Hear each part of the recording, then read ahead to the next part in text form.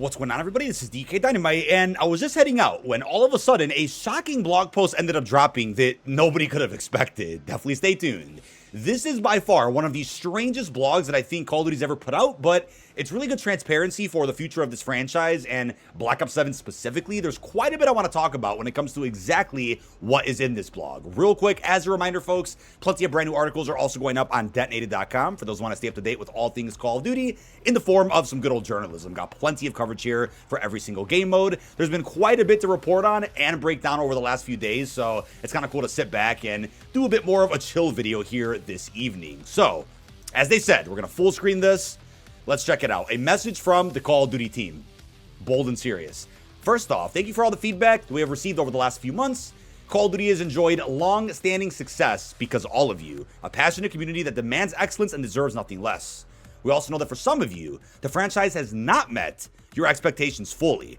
To be very clear, we know what you expect, and rest assured we will deliver and over-deliver on those expectations as we move forward. A couple of thoughts to kick this off. So with this first paragraph, what I want to say, and I'm curious as far as what your thoughts are in the comments below, what has BO7 not offered that you were looking for? Genuine question for me to the viewer out there. Honest question. Now, if you're upset about the matchmaking and what felt like a rug pull, totally get that. But as far as content, progression, rewards, events go, that's what I'm more curious about. That's just me asking the question, by the way. When I also read this, I'm thinking that, going into Black Ops 7, they knew that pre-order numbers were going to be a lot lower. Overall game sales would probably be on par with Modern Warfare 3, in which that game ended up selling less than Modern Warfare 2, the game prior. I think they knew going into BO7 that the game wouldn't be as hot as BO6, but as I've been saying for the last few months, BO7 would end up being another MW3 situation where both games ended up suffering from the predecessors and the mistakes and all of the bad PR and any of the negativity surrounding MW2 and Black Ops 6, even though MW3 and BO7 would be far superior titles. We'll just look back at Black Ops 7 more fondly in the next few years compared to a game like BO6, and then same when it comes to MW3 compared to MW2. I don't think the back-to-back carry-forward sequel experiment really worked out for Call of Duty. As they also said, with respect to Black Ops 7, we set our sights to deliver a spiritual successor to BO2, and the studios have poured their passion into making a great game that all of us are proud of. But it's one thing for us to say it, more importantly, it's up for you to try it and judge for yourselves. So as it relates to BO7 and the future of Call of Duty, here are a few important notes. And yeah, like I always say, watching gameplay, listening to a review won't always do it justice. Try the game during a free trial, or if you can get Game Pass for $1 to really judge whatever the game is for itself, regardless if it's Call of Duty or not. The thing about BO7 is so far, I think they've really hit the nail on every head apart from narrative. I think the story of BO7's campaign, the negative PR surrounding the campaign to begin with, I think really did hurt BO7 from the get-go, but narrative's been an issue across, I think, several Call of Duties and several Call of Duty studios, not just an exclusive issue for Black Ops 7. So hopefully story and narrative do improve in the years to come. I don't know how BO6 and 7 both had the same issue with campaign and zombies, narratively at least. I'd say everything else, though, gameplay-wise, progression-wise, they've crushed it, and Call of Duty's only getting better in that regard. But story needs some work, so we'll see what that means in the coming years. Next, you have the opportunity to play BO7 for free. Next week, we are opening the doors for everyone to jump in and play BO7 MP and Zombies for a free trial, along with the double XP weekend. We would like you to experience the game firsthand and decide for yourselves. That also comes off as, hey, we see the player numbers are not really doing too great, and we canceled carry forward, introduced open matchmaking, and did a couple of other things thinking that it would improve the player numbers, the overall game sales. I don't think that's exactly how it went, though. I still think numbers are probably not great, at the very least, worse than Black Ops 6. And like I've been clear about in the past, I don't think Game Pass is good for the Call of Duty franchise. I think if you want to go ahead and port over old Call of Duty titles, add them to the Game Pass library, that's great. I don't think new COD titles should be available on Game Pass day one. You might disagree with that, but BO6, being as explosive as it was, just like MW2, also missed out on, like, I think it was $300 million in sales because of Game Pass.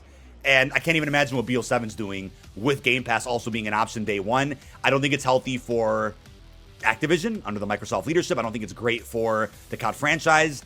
I don't think that that's the way they should go moving forward. Hopefully MW4 is a bit of a different story, or maybe they add Game Pass support like in Season 4 of the game, like we saw with MW3 a few years back. On top of that, A free trial is great. I'm curious what it's going to offer. I'm guessing it'll probably be just the MP and zombies, but if they want to throw Endgame in there, that would also be great, because Endgame is a fantastic mode that I feel like got buried because of the negative press surrounding campaign. So I do recommend folks giving that mode a shot. It is fantastic and a great experience that Call of Duty really hasn't done before. It's closest to like DMZ and Modern Warfare Zombies, but a truly unique mode that thankfully now has its own button in the main menu so you can see it. You don't have to play campaign or beat it to jump in. Next, this is crazy. We are committed to unprecedented seasonal support. Your continued feedback will also shape our seasonal updates over the coming months. Season 1 is the largest live season ever, and we're just getting started. We won't rest until BO7 earns its place as one of the best Black Ops games we've ever made. Season 1 is absolutely wild as far as what it's offering across all the game modes. Maybe you disagree, but objectively, it has the most content of any season ever. I'm really crossing my fingers that every season's like that. I understand if like season 5 can't be, because that's when they're going to start marketing Modern Warfare 4. Budget goes towards that. But the season 6 haunting update at the end of the cycle is hopefully as big as what we saw here with season 1. Maybe unrealistic because of how late that season will be in this game cycle. GTA is coming out apparently next fall, so we'll see how things go. I know press interviews have suggested that they have some really solid plans to at least put out 3 to 4 major seasons of content. There was rumors from insiders that Endgame would also get 3 seasons of support, but that they will go hard with DLC in general for at least the first half of the year. So we'll see. What I'm worried about though is when we hear, you know, info like this, or when we end up knowing from the press and from other parts of the media that game sales aren't great, it gets me worried that we could see a Vanguard situation where the game gets cut off after like 4 to 5 seasons. I don't think that'll be the case for BO7. So again, fingers crossed for good and strong DLC every 30 days. This is a crazy way to wrap up the blog post, and I didn't expect them to really include in here, but our strategy going forward is changing. As they said, we will no longer do back-to-back releases of Modern Warfare or Black Ops games. The reasons are many, but the main one is to ensure we provide an absolutely unique experience each and every year. We will drive innovation that is meaningful, not incremental. While we aren't sharing those plans today, we look forward to doing so when the time is right.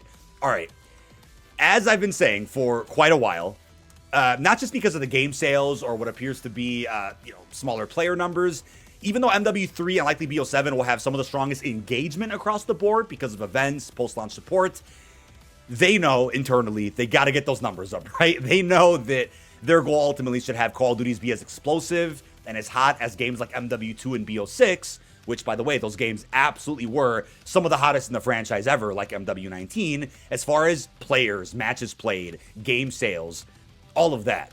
And I feel like with back-to-back titles, unless somehow they come out with the strategy where, I'll use MW2 and BO6 as an example, if both of those games are near flawless, and then somehow they build upon those with really strong sequels, with really meaningful campaigns, and somehow very innovative multiplayers, and maybe zombies, to justify a $70 price tag in the same sub-series a year later, unless they can do that, I don't think the experiment's going to work out, because it's quite simple. MW2 and BO6, any issues those games had, which weren't addressed, but then were resolved and then built upon for the following games, that loses people. And I think that's what happened with both MW3 and BO7. They lost people from doing the same sub-series 2 years in a row for both of the series, right? Franchise fatigue is real, no doubt about it. I think even in a perfect world where MW2 and BO6 were perfect, I still think MW3 and BO7 might not have sold as great, just as we're seeing now. I think it would have been the same deal, and it's not even a case of Infinity Ward getting off of Modern Warfare or Treyarch getting off Black Ops. We just need strong narratives, man. Strong campaigns with post-launch support similar to MW3 and BO7, and things are fine. But at this point, too, it'd be cool to see Treyarch, Infinity Ward, other studios also dip their toes into non-Black Ops and non-Modern Warfare games to see what they could do. But if narrative's still an issue now, I can't imagine what it would be for like a fresh sub-series with brand new characters. It might even be worse. But yeah, as far as what we're going to get going forward, obviously Modern Warfare 4 is rumored to come out this fall. GTA 6 also rumored to come out this fall. Will they delay that game? Will anything change because of that? I'm curious. Also wondering what Sledgehammer's up to for 2027. They're not sharing those plans today, but as I've been suggesting in lots of videos and recent podcasts, I can never see them doing back-to-back sequels again. I just can't see it. I don't think it worked out this time. Would probably not work again either. And honestly, the workload on devs is probably rough too, to do back-to-back titles. Although Infinity Ward didn't do both MW2 and 3, still, looking at how Treyarch did both BO6 and 7, that must have been rough to make sure that they're working on 2 games simultaneously, hold things off on one game so you can put it in another. Obviously, there's layoffs, there's industry issues with the gaming world in general, so I can't imagine how much stress that must have put on some of the great men and women that work on these games. So if you could go back to a traditional cycle, as we saw back in the day, where Infinity Ward, Treyarch, Sledgehammer, maybe Raven or another studio, get them in the mix. If you can go back to a schedule where they each get their full 3 to 4 year dev cycles, we'll end up getting games probably even better than MW3 and BO7 as far as content and support goes. But to wrap things up, as they said, to be clear, the future of Call of Duty is very strong, and we believe the best days are ahead of us, given the depth and talent of our development teams. Please keep hiring more good folks. Please limit the uses of AI. We don't want slop. We have been building the next era of Call of Duty, and it will deliver precisely on what you want, along with some surprises that push the franchise and the genre forward. We look forward to welcoming you in, listening to you, and moving forward together. That's probably reassurance that Call of Duty isn't going anywhere. They're not going to put the brakes on the franchise yet. It makes $1 billion every year, even if it's a couple $100 million short with games like MW3 or BO7 because of Game Pass. They're not going anywhere. I don't see them stopping Call of Duty support anytime soon, whether they condense some of the studios, whether they evaluate what sub-series they're going to work on next.